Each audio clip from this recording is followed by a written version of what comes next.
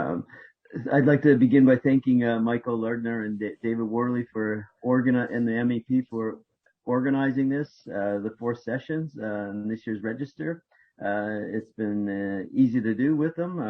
They take care of the organizing, the conception, and I drop in at the meetings. So it's been really good. They gave this title to today's session: Polarization and Socialism, Ways Forward.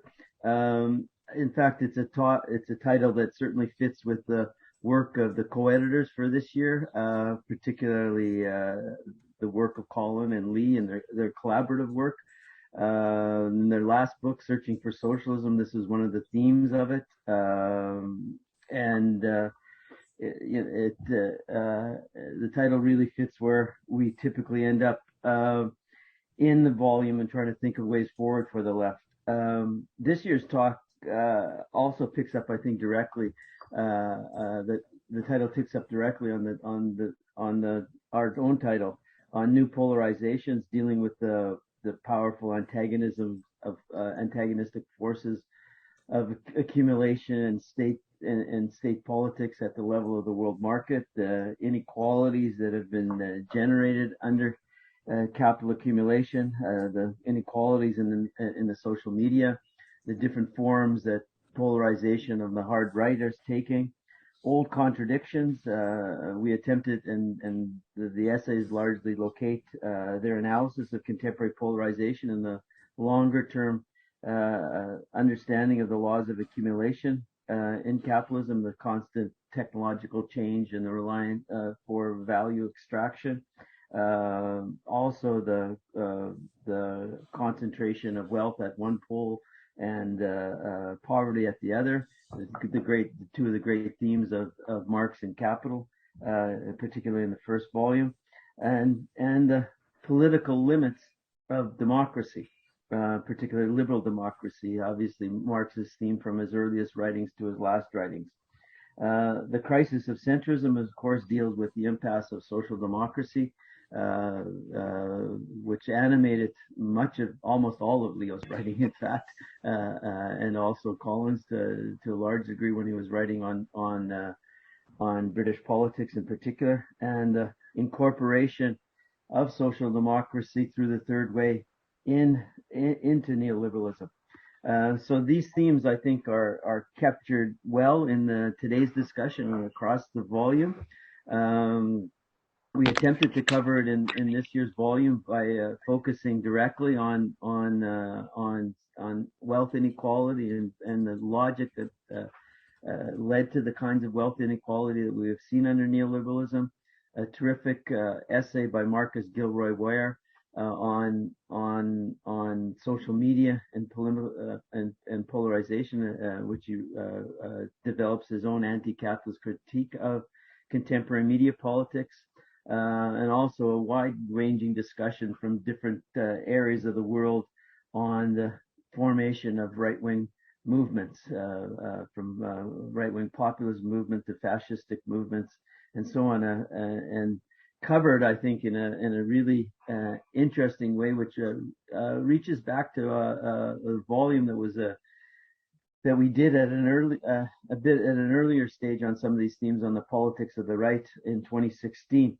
And we have essays in this case on Russia, India, several on the U.S. And also U.S.-China relations, Brazil, South Africa, and so on.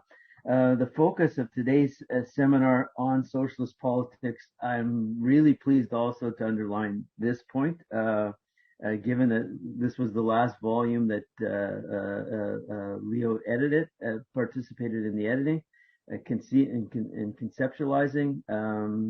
Also, the last book that he put out, and also not just for Leo, but also in terms of Colin. These are all long-term friends and colleagues of Leo and Colin in Socialist Register. So it's just kind of great to have this final session on this final book with Leo, with friends like that here to speak to the same themes that kind of animated his life, and also his collaborative work with Colin over the years as well. So I'm really, really, really pleased, I must say, to have all of the speakers today in the volume, as well as having them present today. James Schneider is a newer friend of Leo's. Not quite the same span of experience with Leo as the rest of us, but James and Leo, Leo being Leo, during James's period inside the Corbyn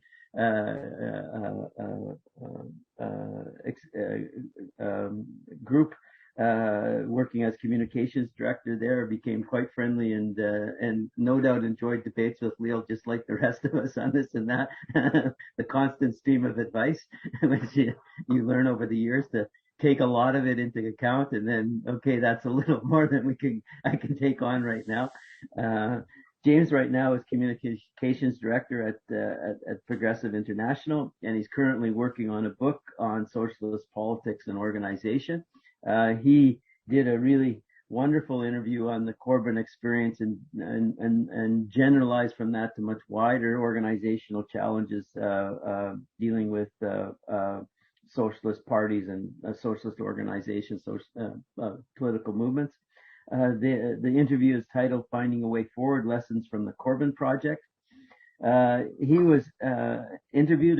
It actually is an interview with James, but Hilary will always kind of force a bit of dialogue on anything, so it also comes across as a very well a dialogue with this. And we were so pleased that James and Hilary agreed to do it because it was also, a bit of a generational grouping between two longtime commentator and activist on the British left, with James being, relatively speaking, a younger, newer activist on the British left, where James and Hilary obviously to some extent came together around James's work around momentum. So it was a really good, great to have both of them together. And I like saying it's a dialogue as much as an interview, if James doesn't mind. Hilary is editor of Red Pepper, and edited her last book was A New Politics from the Left. Touré Reid and Adolph Reid. Adolph and Leo became very, very good friends over the last decade or two. And I think I was hearing either from Adolph or Leo, one way or the other, constantly over the last couple of years, and a very nice dialogue. And it's nice, often just eavesdropping, because it's nice to eavesdrop on two of the great thinkers of the left over the last 50 years, in Adolph and Leo, and commenting as both of them are wont to do on almost every issue that's coming across the left's desk.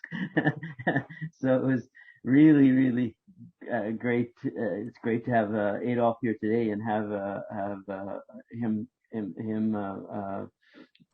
comment today, speak, as well as Touré Reid, one of the most important historians and social scientists emerging on the American left on issues of race, class, and everything else. Given the media, he loves to do media interviews as well, and he has the same ability as Adolph to kind of lend his thoughts to many, many different things. And I have become a bit of a fan of Touré's and kind of traced a number of his talks on through different video Zoom interviews over the last couple of years, as well as following his writings. They wrote an essay, The Evolution of Race and Social Justice Under Neoliberalism. Touré is teaching history at Illinois State University and is author of Towards Freedom. Adolph is professor emeritus from the University of Pennsylvania, and his most recent book, a terrific new book, I must say, that is it carries Adolph's analysis of current American politics, but it also has a biographical component to it, which is fascinating to read as well. The book is titled The South, Jim Crow and Its Afterlives. And finally, I'd like to introduce Sam Gindin as well. Sam is here already. I thought he was going to be much later. That's good. Of course, Sam and Leo are old friends, going back to Winnipeg. I share the hometown with Sam and Leo, but I wasn't a friend as we were growing up. It came a bit much later, and been friends with Leo and Sam for years. Sam worked as a research director at the Canadian Auto Workers for years, and also was a professor for a decade or so as well at the at York University. So was also a colleague with Leo and I for a long period there. Sam, along with Leo, authored The Making of Global Capitalism. Sam's essay in this volume is titled "American Workers and the Left After Trump: Polarized Options." And as I mentioned to some already, unfortunately, Vishwas Satgar can't be here. He's gotten very sick with COVID and is struggling to come out of the illness from it. Ironically, his essay in this year's volume was on pandemic polarizations, directly dealing with COVID and the various social movements that have been organized, both dealing around such issues going back to the AIDS crisis to the current organizing and social movements around access to antivirals and so forth in South Africa.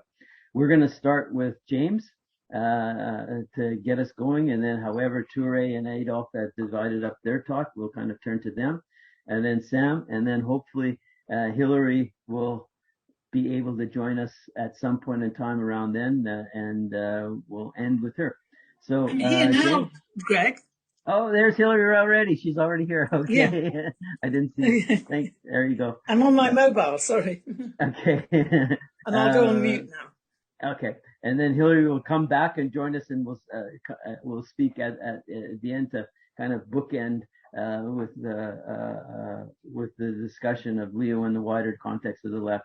So we'll kickstart with James speaking on from the Corbyn project and on the state of the left and organizational question. If he doesn't mind, again, I'll say from his dialogue with Hilary on the British left and organizational challenges for the left in general. Thanks very much, Greg, and hi everybody. It's really nice to be talking with you. I thought I would talk a bit about the key points that Hilary and I discussed. I guess it was a year ago now.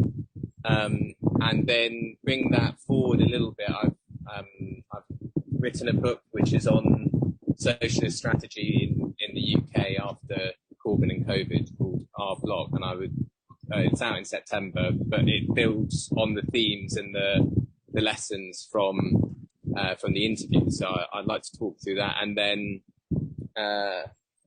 sort of basically pose another question about organizational form and social strategy today in the context of the various crises, or the single crisis which the system faces. So just to start with the over, the sort of broad brush key lessons learned that Hilary and I discussed, which you can read as the areas where the project didn't go far enough, or where it failed to be sufficiently strategic, and these are all trying to look at structural questions rather than specifically contingent ones. Hilary and I do talk about Brexit, for example, but I think most of the lessons, some of the lessons you can learn there are transferable to other contexts and had structural things, but some elements of them are contingent and therefore are kind of less interesting, I think, for applications to other periods or other countries. But the key lessons that we prize out are, one, to do with the sufficient transformation of the party and making that a strategic goal, transforming the party not just in terms of its outward politics at the leadership level, which we did, and that's basically in relative terms quite easy. You just say near enough what you think and you try to live or die by that. But more in terms of the party's structure, so how it makes policy, levels of democracy, how personnel are appointed. And then I think we got to thinking it was even more significant than all of those things. I mean, those two things are things which have been rolled back entirely in the last 2 years. So it shows that we didn't go far enough on either of them.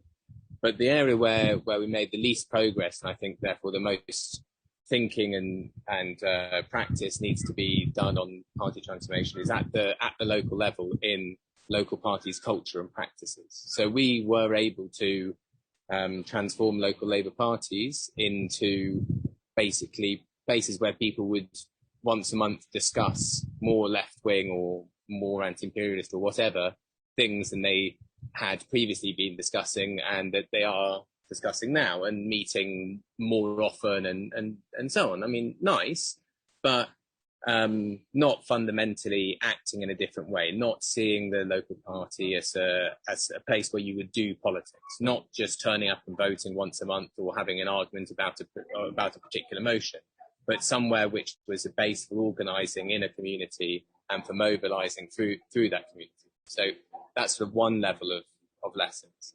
The second, which relates to that, is having a specific movement strategy to try to stimulate the social forces upon which any socialist project is going to rely, and making the party as porous to those as possible.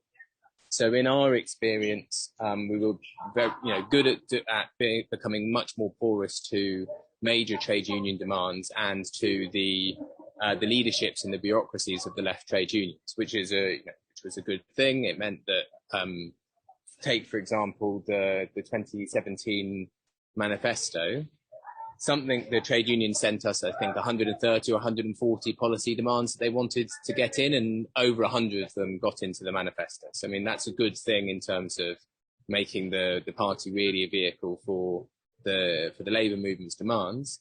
But in a whole range of basically underdeveloped areas, such as tenants organising or so on, where the party really would have to take on a stimulating role, an organising role itself, rather than just sort of passively receiving things from movements. We didn't get very far, and it was quite porous. I mean, if you look at the impact that the massive growth of the environmental movement in the UK from late 2018 onwards, really through 2019, had a dramatic effect on the party, shifted its policies dramatically, and put us in a leadership position. And that was porous to below, but it hadn't been stimulated by the party at all. And then the sort of final area that Hilary and I talk about is in terms of preparation for the state, and linking your party strategy and your movement strategy through to your state strategy. So despite a number of the people, of the top people in the Corbyn project coming from the Miliband, Panich, Ben sort of inheritance, shall we say? And I remember seeing Leo and John McDonnell have a very good public discussion about in and against the state. I think in 2018, and towards the end of 2018, our actual preparing for government process was terribly, terribly flawed, and mainly treated it as a legislative exercise, i.e. we prepare the bills and we do order what order we would try to pass the legislation in, and or a technical exercise. We would need to provide the civil servants in this directorate within this department with these particular technical capabilities so that they could do something which the civil service hasn't basically never done or hasn't done for a very long time, like have a national investment board or something like that. And the process assumed that this could be done basically as a left technocratic process without large amounts of contestation and popular organising and mobilising to force those things through.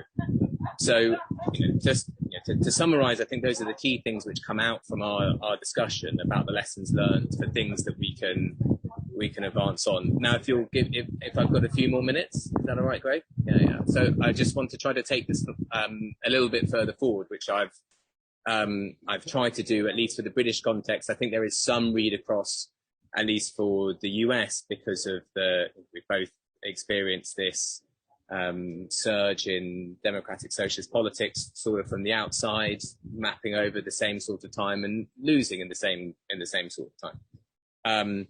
But what I'm proposing is and that I've both written about and now organising for is a specifically British programme, but I'd be interested to hear what people think about its applicability in other contexts, and then I'll get to my question at the end, which really does expand out. So this book is called Our Block, How We Win, and its starting point is basically now. There's a bit of looking back over what was, what worked and what didn't work, what has been the Corbyn project and that whole moment. And it starts to try to shake us out. So, I mean, the British left is not a terribly happy place at the moment. It's understandable. People have had the stuffing knocked out of them after the real hope and the highs of a kind of 5-year process. But really, it's the status quo ante again. There are three, often not explicitly argued for, but sometimes explicitly argued for. There's sort of three paths that people seem to be winding down, and I don't think any of them particularly lead anywhere except to exactly where we were in 2015 when the Labour leadership contest started and Corbyn came in and dramatically won just before that point. So those three are the so-called stay and fight approach, which is stay in the Labour Party, fight and organise in the party, but without a clear plan or the power to either take back the party or stop the right-wing drift, which is happening. I mean, drift is putting it far too mildly. That makes it sound like it's some sort of passive event that happens naturally. I mean, the march is probably a better word for the move to the right under Keir Starmer and David Evans and its sort of collection of Blairite retreads. The second is to say that the Labour Party, this proves definitively that parliamentary socialism isn't a route, so let's have another small party like we've had loads of for the last however many years, none of which have gotten anywhere, in part because of the British electoral system, but also for other reasons. So there are some people going off and starting new small parties that, don't have much hope of doing anything electorally. Or then there's the third approach, which says no, there's no point trying to engage with the state or the electoral process. Instead, we should just resist capitalism's many predations and have different movements which will spring up spontaneously or semi-spontaneously, and they will resist and they will be inspiring, and then they might go away again, and that's really the process of history. And I think to retreat to any of those or a combination of those is to basically say the last 2 years might as well as not happened, because they're all strategies for intense marginality for socialist ideas and organising, when we've had 5 years of them jostling for the national centre stage. So instead, I make a different argument. If there is a strategic, which I'll come to in one second, but first of all to just say, if there is a strategic debate that's taking place on the British left at the moment, and there's not a lot of one, but if there is one, it tends to focus down on the question of the Labour Party, yes or no. Should we be focused on the Labour Party, or is it the Labour Party, just a bin fire, a trash heap, a miserable thing? We need to get rid of it and have our own thing. And I think this question is the wrong question and absolutely puts the cart before the horse, and doesn't learn the lessons of the previous 5 years, doesn't learn the lessons that Hilary and I were discussing in our Socialist Register piece, which is, in order to win, and by win I mean be in power as well as in office, be able to enact substantial progressive reforms and improve the lives of the overwhelming majority and empower the overwhelming majority. It's not enough to just have an electoral vehicle, as we showed over the last 5 years. You need to have an electoral vehicle that has the capacity and the will, the skill to win elections to be in office, with the strength of the social forces which will mould that party to represent the interests and the core demands of the organised progressive social forces in the country, and then have those to be strong enough and capable enough to force through those progressive reforms when the party is in office. Now, clearly, we didn't have those things. But the reason why we didn't have those things wasn't because we were campaigning with a Labour rose rather than some other symbol. It was because we were insufficiently organised and insufficiently powerful. So to me, it seems that the question isn't Labour, yes or no. That's a contingent question based on history. The only reason that, not the only reason, obviously, that's an absurd thing to say, but without a very weird contingent event happening, which is a Labour MP called Eric Joyce knocking out a Tory MP drunk in a bar in Westminster, I wouldn't be talking to you now because Jeremy Corbyn wouldn't be leader. That set off the chain of events, which ended up with Corbyn being leader. These contingent things do matter. Our role, I think, is to strengthen and cohere power. So that's what I argue for in the book Our Block, is that we need to bring together as organised and formal a way as we can. Of course, that will take probably a variety of different forms. The organised left and progressive forces in society. So our social movements, like our environmental movement, Extinction Rebellion, Just Stop Oil, and Fridays for Future, and so on. Black Lives Matter, Sisters Uncut, the feminist movement, the disabled people's movement, unemployed workers movement, tenants union, along with the left trade unions, the left within trade unions, Momentum, and other Labour left grassroots organisations that are there, and left elected representatives. So the remaining socialist MPs from the Labour Party in Parliament, as well as the Scottish Parliament, the Welsh Assembly, and the few pockets of local government where there's socialist leadership under the Labour banner, and to try to, I say that our strategic part is to strengthen these forces on their own terms and bring them together and cohere them, because then the contingent moment will come about on much stronger ground. So if you then take the narrow political view, either Keir Starmer will decide that there's too great a force now. There is, let's say, between 5 and 10 trade unions, the largest social movements in the country, between 15 and 25 elected Labour representatives, and potentially 100,000 or 200,000, maybe more, grassroots members are in one camp, and that is a potentially viable alternative political vehicle that could supplant Labour, and therefore to not go further to right and leave the party open for the left after the next leadership, or to face down the confrontation and to expel those people, to cause some kind of confrontation, which would then lead to another party, one that had the sufficient strength to advance. So that's what I'm arguing for. And just to sort of sum up and end with to slightly be critical of my own thing and then pose a question. So I'm trying to bring this together. I'm trying to do this. The book is an organising book. I'm trying to organise with these various groups. It's quite early stages, but to try to bring them together. And it's sort of trying to bring them together in into a sort of Gramscian party, but not an electoral party, because for the reasons that we just discussed, to be greater, to hear it greater.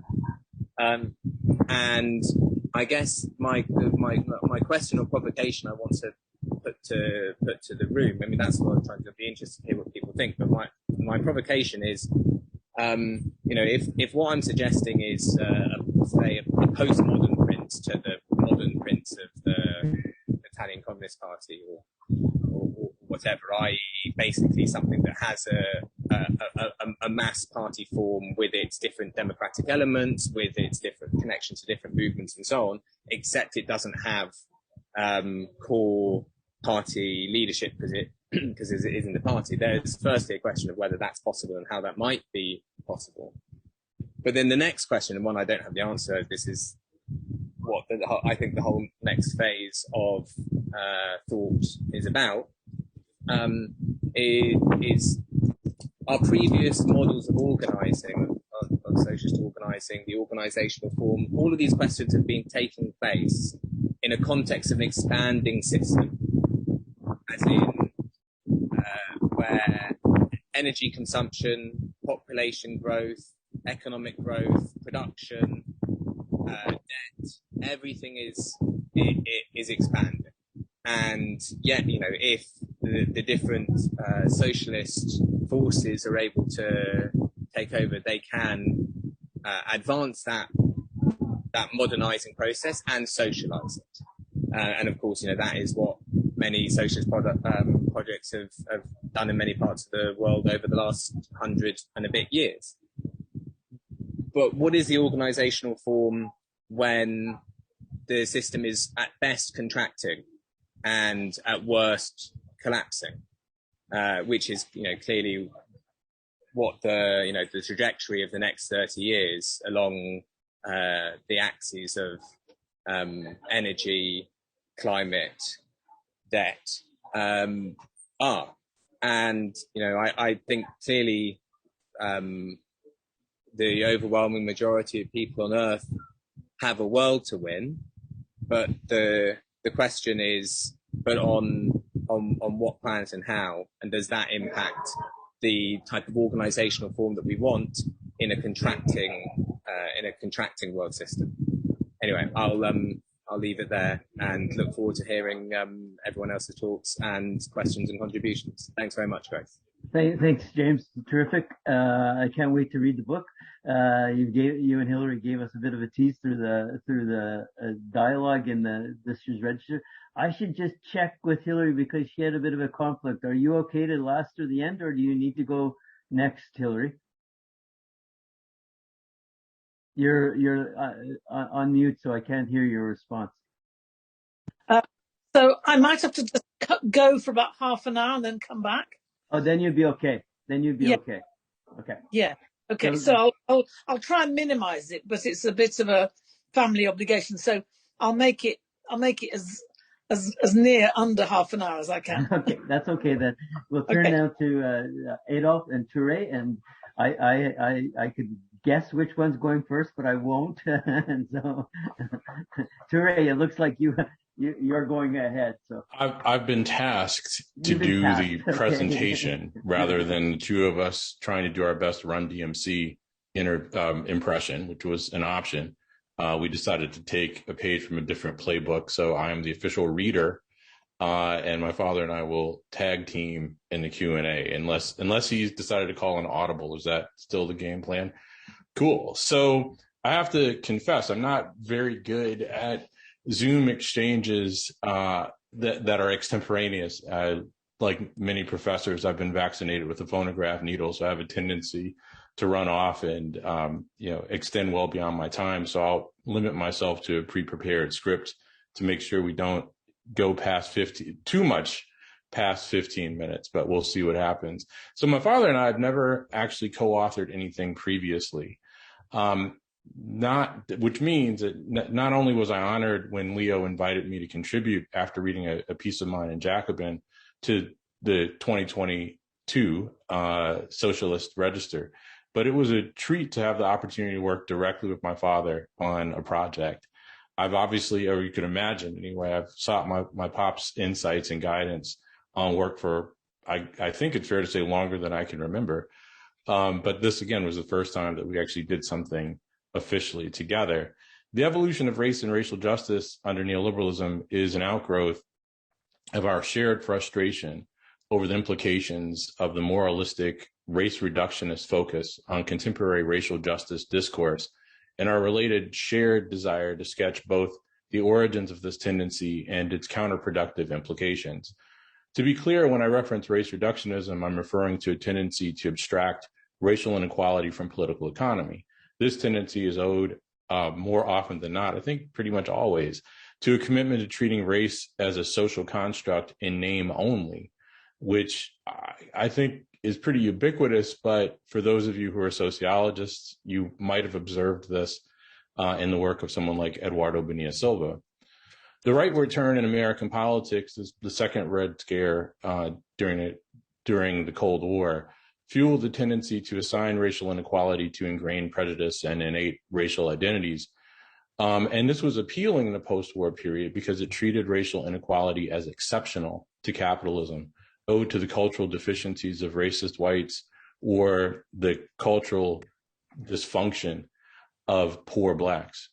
Within this paradigm, the source of inequality required then, or at least efforts to redress inequality, required particularist fixes rather than structural fixes, a construct that the Reeds think is profoundly problematic. And it's really worth noting, and this will get me to the actual really prescripted remarks, that the Reeds are historically in good company, even if some today might take issue with it. So when confronted with President Lyndon Johnson's anemic war on poverty, socialist Black labor and civil rights leaders A. Philip Randolph and Bayard Rustin would join with former Council of Economic Advisors Chair Leon Kaiserling in 1966 to draft the Freedom Budget for All Americans.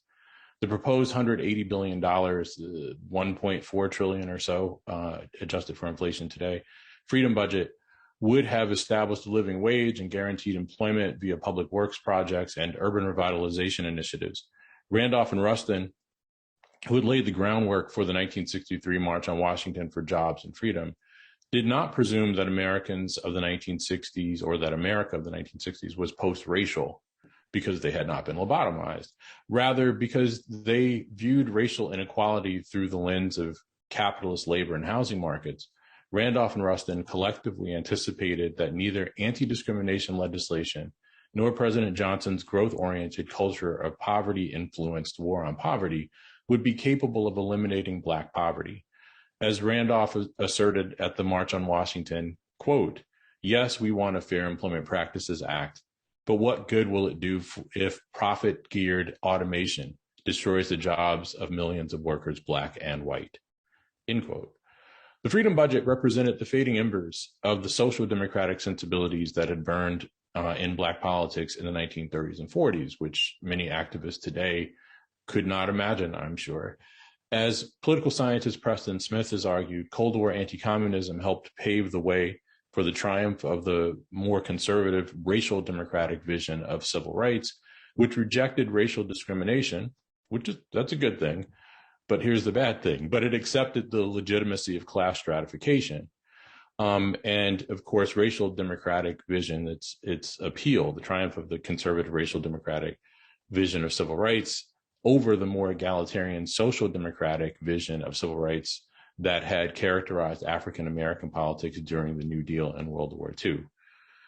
And that's the thing that many people seem not to appreciate today. By the late 1960s, the rhetorically militant Black Power movement would mesh with post-war liberals' preference for culturalist interpretations of inequality, which would divorce racial inequality from the capitalist processes that engendered disparities and instead attribute poverty and upward mobility alike to the cultural characteristics of the poor and even middle class, a disposition that was amplified by neoliberalism's rise from the ashes of the Keynesian consensus. From the birth of the Reagan Revolution through the post-racial presidency of Barack Obama, the absence of class-based understandings of racial inequality gave us crack babies, super predators, and underclass tropes as lenses through which to view Black poverty and inequality. While the past 2 years, or 3 years, perhaps, have witnessed, but especially 2, calls for a racial reckoning, influenced in no small part by the election of President Donald Trump. The DNC's and the corporate media's embrace of the moral reckoning framework reveals an enduring commitment to, or the enduring commitment of racialist analysis of inequality that is often, and this is really what's problematic for us, antagonistic to the kind of egalitarian or social democratic politics embraced by civil rights leaders like Randolph Rustin and Martin Luther King Jr., that, let's say, the Sanders campaigns and for the Democratic, or I should say, let's say that Bernie Sanders campaigns for the Democratic presidential nomination sparked renewed interest in. Indeed, the election of President Trump strengthened centrist Democrats' commitment to racialist frameworks of inequality, which have helped obscure the role played by the Clintons and President Obama's commitment to neoliberal orthodoxies in the predictable rise of Trumpism. Specifically, the DNC, the corporate media, and many left identitarians took President Trump's surprise win over Secretary Hilary Clinton as evidence of working class whites' pathological commitment to white skin privilege. There's some race reductionism for you, by the way. Despite the fact that Trump's victory over Secretary Clinton was owed to a combination of depressed Democratic turnout and to celebrity game show hosts having flipped a substantial number of white voters who had voted for the nation's first Black president once or even twice before in 2008 and 2012. Liberal commentators, and none of this, by the way, is to deny that President Trump, absolutely positively blew the racial dog whistle, as people say, but so did Reagan. And good luck finding a Republican since Nixon who hasn't. And yet somehow or another, we act like that's new. It is crasser it was more crass when it came from Trump. Liberal commenters have insisted that the Trump victory made plain the futility of class-based political coalitions as working class and middle class whites rejected Barack Obama's and Hillary Clinton's alleged progressive economic agenda in favor of Trump's politics of resentment. This perspective, of course, imputed an economic progressivism that was absent from the Clintons and President Obama's brand of democratic politics. Indeed, no trade unionist would perceive the North American Free Trade Act, the Trans-Pacific Partnership, or the means-tested Heritage Foundation's inspired Affordable Care Act as evidence of a worker-friendly agenda. To be sure, these policies were less transparently harmful to working people than, let's say, President Jimmy Carter's and Federal Reserve Chair Paul Volcker's efforts to curb inflation by, to paraphrase Chairman Volcker himself, reducing the living standards of the average American. Still, it is no coincidence that the Carter, Clinton, and Obama administrations pursued policy agendas that undercut the livelihoods of a stratum of working people and were then voted out or succeeded by right-wingers with a populist pitch. This is, one more time, not to deny the role played by social or cultural resentments, including racism, sexism, xenophobia, and homophobia, in the rise of Ronald Reagan, George W. Bush, and Donald Trump. Still, to acknowledge the important influence of race in American politics and social life is not to insist that it operates independently of the world of human affairs. While many self-identified liberals and even a stratum of leftists have come to embrace metaphors like racism is our nation's original sin or racism is in our DNA, treating ideological or cultural attachments as if they can, in fact, take on a life of their own, such constructs have become especially appealing in recent years because, much like underclass ideology in the 80s or 90s or early 2000s, they allow one to sidestep the proximate material and cultural issues that inform racial ideology and racial inequality. If race is a social construct, racists are not born, as is implied by the original sin and DNA metaphors, they are nurtured. Conservatives in both the old Democratic Party and the new Republican Party have long ginned up racial resentment for political gain. Likewise, prior to the enactment of anti-discrimination laws, employers and real estate investors alike fostered resentment toward racial ethnic groups via racially tiered labor and housing markets, which explicitly pitted racial and ethnic group members against each other. Today, putatively liberal constructs like structural racism, along with the dominant understanding of diversity and even intersectionality, presume the existence of discrete racial group interests owed to shared group identity. Remember that reference to Eduardo Bonilla Silva that I put out there a while back. While equity and inclusion are often the formal aims of these constructs, since 2016, they have been deployed against egalitarian political projects that would benefit poor and working class, disproportionately Black and brown Americans. We saw Hilary Clinton, for example, use the language of structural racism and implicit bias to attack Senator Sanders' calls for banking regulation and tuition-free higher education, while deflecting attention from her complicity in Clinton-era tough-on-crime policies, super predators, remember those, and her husband's contribution to the subprime mortgage crisis, which did indeed impact Blacks disproportionately. Following the brutal murder of George Floyd by Officer Derek Chauvin in May of 2020, we witnessed multinational corporations embrace intersectionality and structural racism as frameworks that provide corporate executives with a way to treat racial disparities as if they were owed to primordial or epigenetic identities or attachments instead of capitalist processes that impact Blacks disproportionately, but once again, not exclusively. Corporate-friendly visions of social justice that insist that representation matters, while identifying the wealth gap as the main barrier to racial progress, ultimately offer poor and working-class Blacks little more than vicarious wins.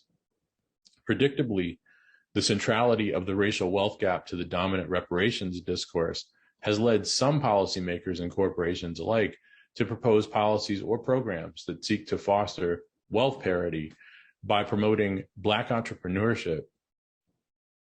I can't say that one with a straight face because like everybody knows that trickle down didn't work, except somehow or another it's supposed to work for Black people. But anyway, so one more time, sorry.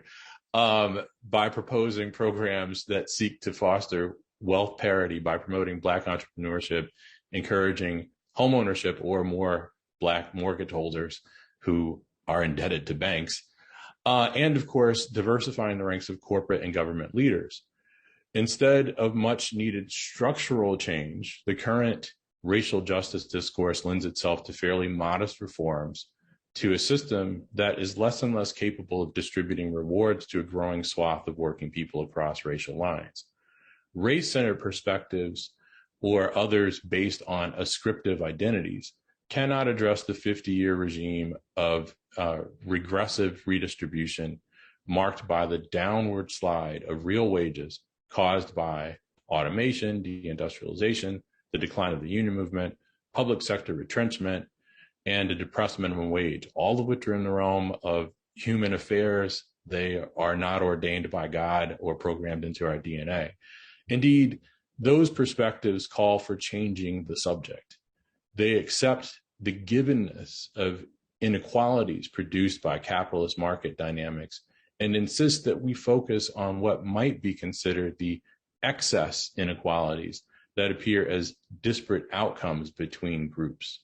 The disjunction between popular understandings of gentrification as a phenomenon driven by a logic of racial and cultural displacement and the realities of the material and institutional foundations of neighborhood transition illustrates how identitarian political perspectives obscure the class dynamics that generate even what can appear superficially as racially invidious outcomes. The natural history of the gentrification idea shows clearly how politics centered on ascriptive identities can obscure capitalist class dynamics and thereby undermine resistance to displacement and regressive distribution. The gentrification notion entered Anglo-American intellectual and political life in the late 1970s and early 80s, advanced principally by left-oriented theorists of urban political economy to characterize the spreading phenomenon of neighborhood upgrading in which a relatively affluent new urban gentry displaced working class residents and neighborhoods in the US, often racial minorities. Gentrification discourse emerged as an element in what would become the critique of neoliberalism. It drew attention to a practice of accommodation in urban government to unfettered capital mobility and retrenchment in the Thatcher-Reagan era, which increased the pressure on municipalities to shift tax burdens from businesses to workers. Concentration of capitalist class power reinforced cities' incentives to subsidize privately generated redevelopment projects intended to intensify rent extraction for developers and to court upscale residents capable of paying the taxes necessary to support urban infrastructures. Thus, gentrification was from the first bound up with diverting public resources from the provision of social goods to subsidizing privately generated and appropriated rent-intensifying development. Yet popular political criticism of gentrification has focused much more on displacement as a cultural injustice than on the program of regressive redistribution that reproduces it. Desperation is one factor impelling toward a superficial moralistic focus. The culturalist presumptions that inform the dominant discourse on gentrification help to obscure the full implications of these generally de-democratized redevelopment initiatives, which are shielded from public oversight behind special authorities, commissions, and public-private entities. Consequently, those likely to be adversely affected by such projects do not even learn of their existence until the public-private coalitions backing them are too powerful to be stopped. The deck is stacked so heavily in favor of the rent intensification process that resistance takes on a scattershot character, which activists grab at whatever arguments and practices, typically pro forma protests that do not reflect mobilization of a popular base, combined with moral appeals on behalf of an abstract notion of justice for the actual and potential victims of displacement, are handy and might generate enough public support to help wrest the best possible terms of defeat. Defining gentrification as a project of displacement of populations depicted as indigenous can seem pragmatically useful for activists, partly because it comports with a liberal paternalistic sensibility of the same ideological genus as noble savage imagery. Thus, debates over gentrification commonly pit cliches of cultural preservation and progress against each other. This obscures the source of gentrification in market-driven policy and government support for upward redistribution, which undercuts serious efforts to challenge the dynamic. That mystification of political economic forces are also sustained another, or also sustained, added an R, sorry. So that mystification of political economic forces also sustains another significant and anti-popular evasion. As the primacy of market forces disappears into moralistic and racialized debate, the inclusion of nominal representatives of the groups have to be adversely affected appears of the groups held to be adversely affected appears as satisfactory compromise. So one more time, as the primacy of market forces disappears into moralistic and racialized debate, the inclusion of nominal representatives of the groups held to be adversely affected appears as a satisfactory compromise. So that's the problem with representation matters. Those representatives, racial or cultural status provides a halo that obscures the material dynamics driving the process and provides them with a form of capital, race as capital rather than racial capitalism, facilitating market entry and penetration in the name of the group. I'm almost done. Last paragraph. These and other trends in late capitalism have impacted Blacks disproportionately, but once again, not exclusively. If we don't want to simply grow the ranks of Black millionaires and billionaires, but instead we want to eliminate Black poverty while ensuring that Black children and adults have access to quality education, quality housing, well-paying jobs, and healthcare, then we need to insist on viewing racial inequalities through the lens of American political economy, at least in the United States.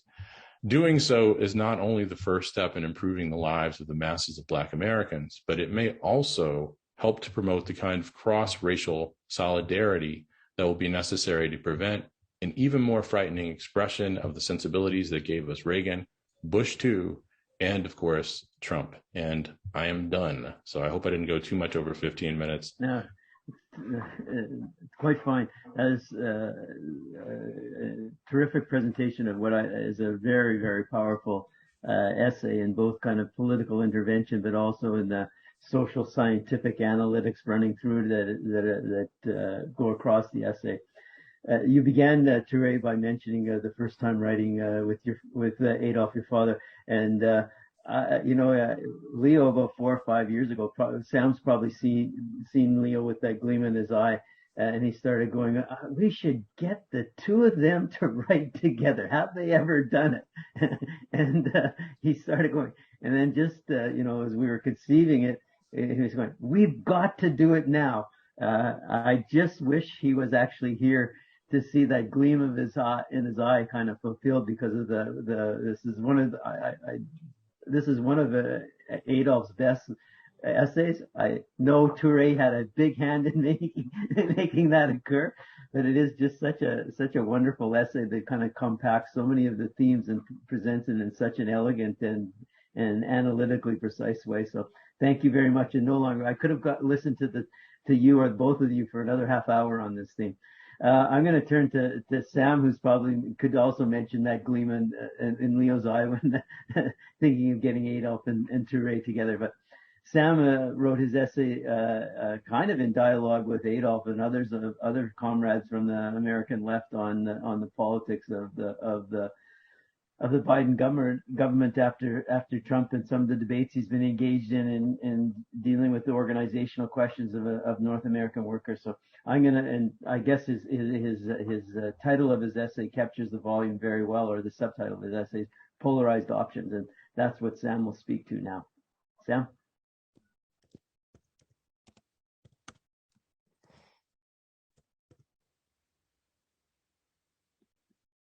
You're still muted, Sam. Sorry about that. Greg had said that he could listen to the reads for another half hour, and I was thinking I'm quite ready to double that and just add James to that list, and would be very happy to just listen to all of this. I'm not sure I'm going to follow my essay. I'm just going to kind of chat about it, I guess. And I want to start with Tori's point that we're still living with what the response to the crisis of the 70s was. The difference is that the response to the crisis of the 70s actually addressed the economic crisis that the U.S. had and that capitalism had. And what it left us with was a legitimacy crisis, because that success, in a lot of ways, delegitimated capitalism. But the crisis was a crisis of the left, because we didn't know how to take advantage of it and still don't. So I just want to say something about the crisis of the 70s and talk about possible responses now. In the crisis of the 70s, it took about a decade of stumbling through, looking at things like import controls, price controls, regulating finance in some way. But what they eventually came down to was that there was a polarization of options, and a choice had to be made. And the only solution to that crisis was a deepening of capitalism. Trying to regulate capitalism was not going to solve the crisis. It was going to make workers more confident. And the form of accumulation was modified so that finance was liberalized, globalization was accelerated, economic restructuring was intensified. It's one of the impacts of the high interest rates, not just on workers. Workers were, of course, crushed in Adolph's brilliant little pithy statement that neoliberalism was really a capitalism without a working class opposition. And that was capital's response, an understanding that the options were polarized. The problem was that we never got that same understanding of polarization. There was attempts to, or still are, to go back to the 50s and hope for social democracy again. The problem wasn't just that the welfare state couldn't be sustained in terms of policy without structural changes, but that itself is a lowering of expectations. The 50s weren't so wonderful. Going back to the 50s would mean reversing everything that's happened since then, which would actually be quite radical. The 50s and 60s were also unstable, which is how we got to neoliberalism. We're on Elixir. What? Sorry? We are on Elixir. Did you do it for me? Is somebody else on this? I didn't do it. I assumed that it was getting done, but if it isn't, then we'll just do it. It's no big deal. They're not going to run away. Maybe Ethan down at the bottom. Oh, Jerry got it. Wait, how do I get off this? You're okay. You're okay now. Somebody. Okay. All right. So the response to this was the capital profits recovered. Capitalism was no longer legitimated in the normal way in terms of buying workers off. It was actually the message was that fatalism is the answer. You may not like it, but there's nothing you can do about it, so it doesn't matter. And that's been part of the crisis of the left, not being able to intervene in that. I think this is the critical question. I mean, if there's been they understood this polarization of options, and I don't think we've dealt with it yet. And dealing with it in terms of social democracy as an alternative doesn't work. The options really are polarized. On the other hand, we can't simply say, well, socialism's the answer. That doesn't get us very far. So I want to respond a little bit to this question of in or out of the Dems. In other words, what's the organizational form of responding very quickly. But what I really want to talk about is a response in terms of campaigns and orientation to policies and structures. I'm not that interested, I guess like James in a sense, although the situation in the States is different, arguing about whether people should go into the Dems or not. I assume that good socialists do go into the Dems, and when they go there, they don't think the Dems will make socialism, but they see it as a tactical move. And I don't think that there's any way to convince them otherwise, because we don't have much of an alternative of what else to do. I think the key is to engage people in specific campaigns, to get them, whether they're in the Dems or not, to participate in radical campaigns, because at some point they'll either have to leave the Dems, or more likely they'll be thrown out when they become relevant. And engaging in campaigns with people inside the Dems as well as people outside is a way of building for what happens when you get out of the Dems, and of building a working class base. So you don't just fade away as has happened in other places when you leave a main political party. The question is, what would these campaigns actually be about? So they're not just a normal policy wonk debates.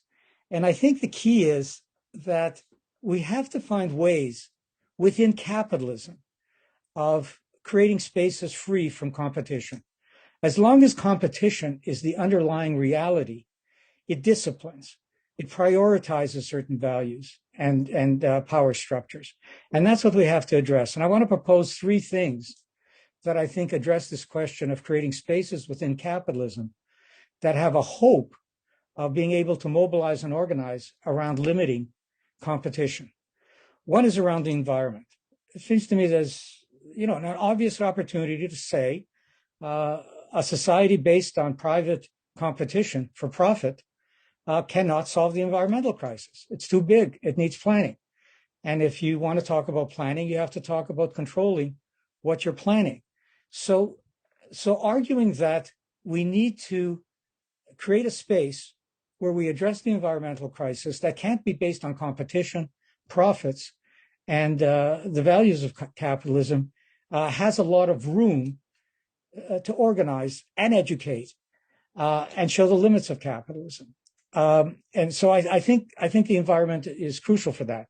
Now, saying the environment isn't talking about something that's marginal to capitalism. If you see the environmental problem as a matter of having to fix everything about how we work, travel, live, play, then the environment isn't a small part of the economy. It's a fairly significant one. The second area where I think it's possible to organize around is public services. They're supposed to be public, and yet they end up, of course, being commodified or limited in a way that makes them fit into a capitalist society. So they can't create the kind of standards that the private sector would object to. And the point of actually making the public sector into something that really serves the public. That includes criticizing the public sector where it is bureaucratized. It means thinking a lot about how you democratize the public sector so it is popular, of course, expanding it, but also running it differently. Thinking in terms of unions who would, for example, be working with clients to think about how to improve the service as a form of organizing. The third thing is that if we don't take on finance, we're not serious about changing capitalism or even building much because of their power to undermine everything we're doing. But the reality is that we don't know how to get our hands around finance. I'm not sure we have the capacity to figure out what we do with it if we controlled it. Normally what happens is you mobilize some populist base to regulate finance in some way, if it does happen. But what it's used for is strengthening the manufacturing base, and strengthening corporations basically is what it's used for. And the problem isn't that corporations are weak. That's not the problem. So the question is, well, how could you deal with finance? And public banks have been raised, but you can't have finance having to compete. You can't have finance that is having to raise money in financial markets and then figuring out how to get a high return on it. You just end up with reinforcing the system again.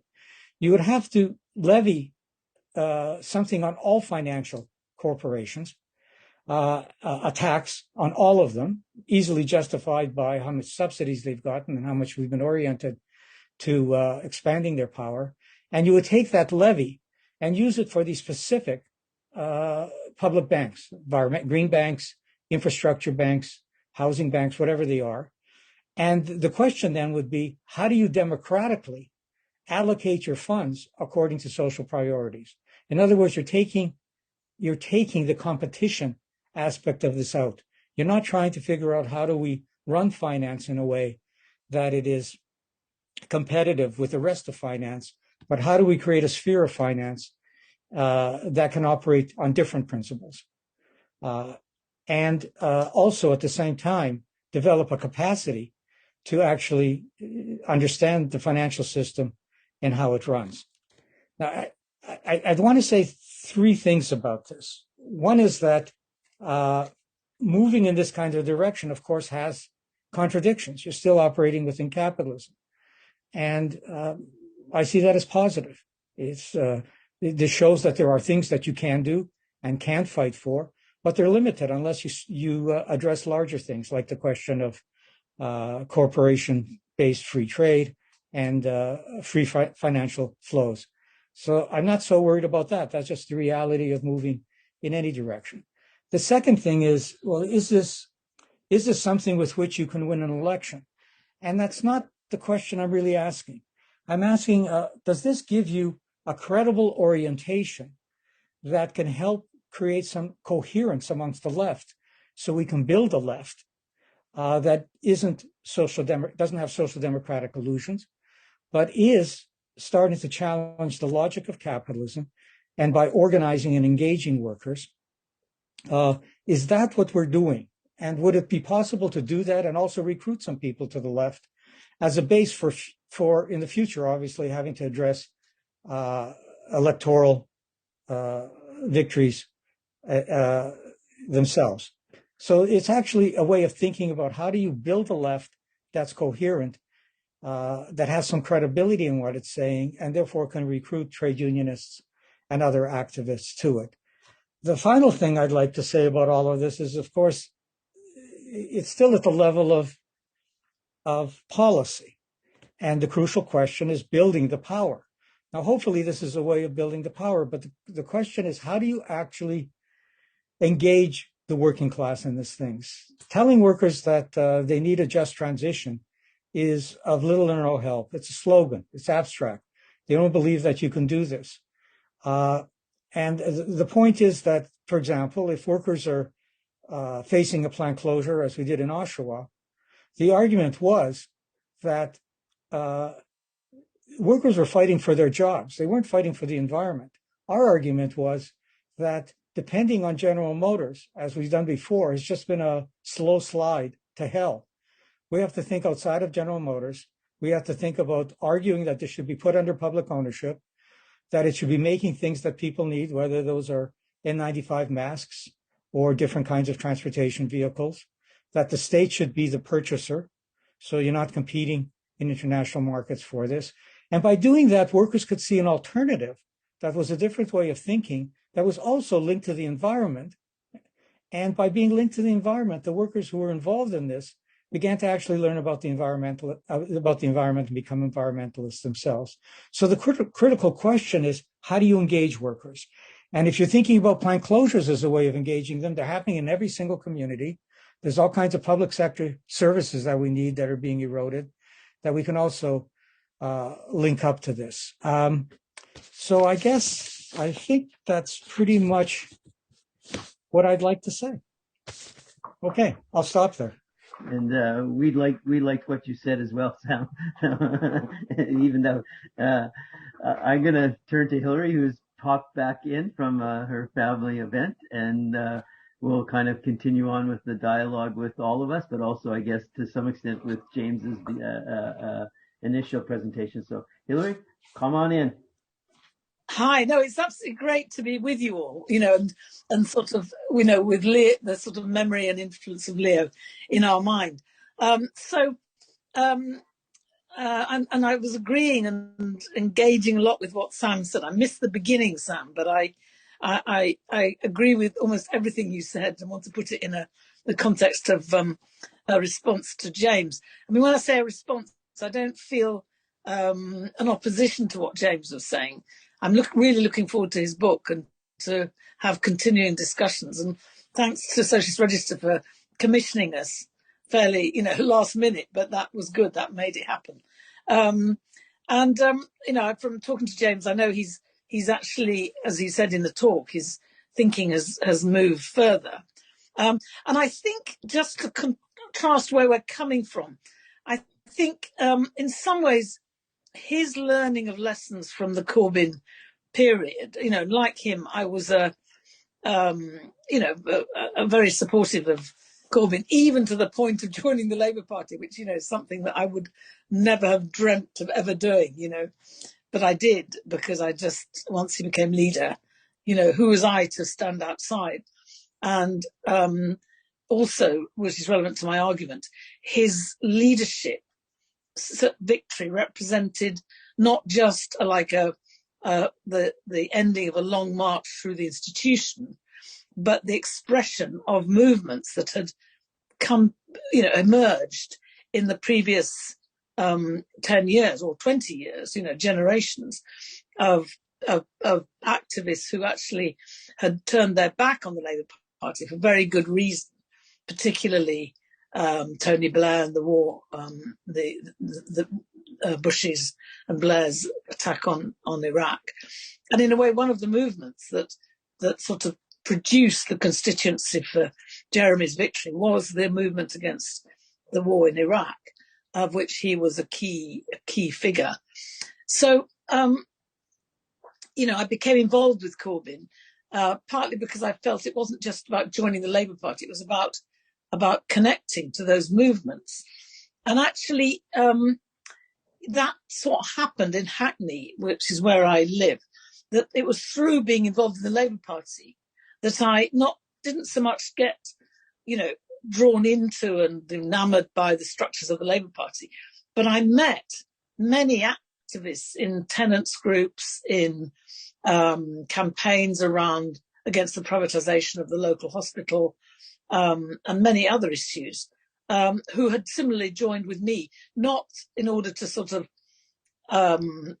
climb up the Labour Party, but in order to have the resources and support that a Corbyn-led Labour Party would have given, and to work for a government that would have illustrated that and implemented that, I suppose what we were calling in and against the state, a sort of idea of the state being a support for agents of social transformation outside. So in a way, I was assessing the experience more from that point of view, more from the point of view of the movements, if you like, that was the sort of continuity between my political activity and thinking before Jeremy's victory and my thinking and activity after.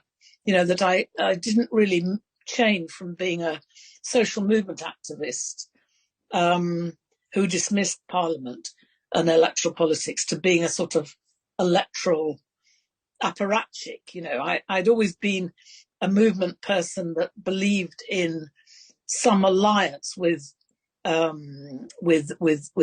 left political representation in what people have referred to as the sort of Ben Panich tradition. I'd worked at the Greater London Council, which was abolished by Mrs. Thatcher, partly for being too radical, which was really about supporting social movements with the resources of the state. So my lesson from the Corbyn period, I won't go into detail there because obviously I think it's more interesting to talk about the future, but was more to do with the I wouldn't say failure because that sounds like a moral judgment, and I don't think it was to do with mistakes, although maybe it was all our mistakes, but was to do with the structural constraints of the Labour Party and the kind of relative pull of the internal structures compared to the needs and requirements of building movements. But the end result was actually a lack of attention, a lack of resources and adequate strategic thinking about how we build those movements, how we build that counterpower, that extra parliamentary politics, not just the movements as sectoral movements, but movements as political transformative actors with whom the resources with whom the party could align. Now, obviously, that was to do with all sorts of constraints to do with the right wing of the party and all the things that poor James and Seamus and everybody and Jeremy himself had to contend with day to day. And in a sense that constrained the Jeremy Corbyn that we knew before he was elected, who was a politician who, though in Parliament, was always working outside and supporting the movements, constrained him to being, very much having to be a sort of parliamentary person, but even within that, having to sort of constantly look over his back and think tactically about how to fend off the right. So now, although I am still in the Labour Party, I'm not really of the stay and fight sort of character. I'm not thinking I'm in there, to kind of, regain positions inside the local Labour Party, to, fight to support a left candidate. I've actually, in a sense, got back to a rather Miliband position that structurally changing the Labour Party, as distinct from changing its leader, is well nigh impossible without actually not the destruction, but the challenge, the collapse of the British state. And I'll come to that in a minute, because I think that that James's idea, and I'll now address that, of a sort of left bloc involving social movements, the party, the unions, and so on, is in sort of broad conception, it's right. But I think there are issues and questions and problems with it, which I'm sure James agrees with. He's going to put out the book as a kind of provocation to get us to think and address exactly those problems. And I wanted to draw a little bit from the past. I mean, I'm aware now that I've got white hair. So this is a sort of warning that I might be one of those people that says, well, we did try this before. But it's not quite like that. I'm not wanting to sort of say that in a rather wet blanket kind of, it's all been done and it all failed. So, go back to your intellectual work and, it can't be done. No, I mean, I'd more say, actually, the conditions have changed, but we need to understand those conditions. And they do, in general. I mean, I tend to be optimistic, and so I'm going to talk about the positive conditions that make it more possible. But then we need to think about how we make use of those positive conditions, and including addressing James's question about how we do this in the context of economic, and I'd also say political collapse of the established order. So I think what's changed, I mean, just maybe for people who aren't familiar with British politics, and, for Christ's sake, why should you be, it's a parochial, pretentious little country. There have been attempts right from the sort of period when people like Edward Thompson and so on were leaving the Communist Party. And at the same time, that was 56. And then 10 years later, after Harold Wilson, with great hope, well, I mean, surprisingly in my view, but still, the left, New Left Review, all had hope in Harold Wilson. But very quickly, that was shattered. So you had all these people leaving the Labour Party, leaving the Communist Party and leaving the Labour Party. So there was the beginnings of a constituency of what became known as the New Left that were critical of both the command economy and democratic centralism, but also of social democracy and parliamentary politics and electoralism and Labourism. And this created a desire to create a left that was inside and outside the Labour Party, and the two would come together. And I think that began in sort of the late 60s and led to an attempt at a left, they never called it a left bloc, but a sort of convergence. I mean, because of the experience in the Communist Party, they would be rather wary of terms like bloc and anything too kind of, structured. But there was a project called the Left Convention, which was led by Raymond Williams and brought together people who left the Communist Party and people on the Labour left. And then this kind of thing continued with left clubs in many localities, sort of left hubs of discussion and sometimes action.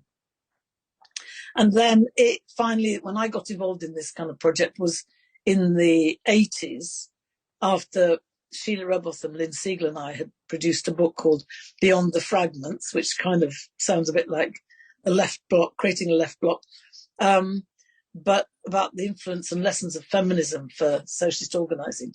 But that led institutionally to an organisation called the Socialist Society, founded by Ralph Miliband and Raymond Williams, to again create a sort of institutional forum through which the left, inside and outside the Labour Party, could develop. These bodies, however, were mainly about discussion and education. The Socialist Society, in Ralph's mind, was like preparatory for some wider project, but it itself was a discussion sort of organisation.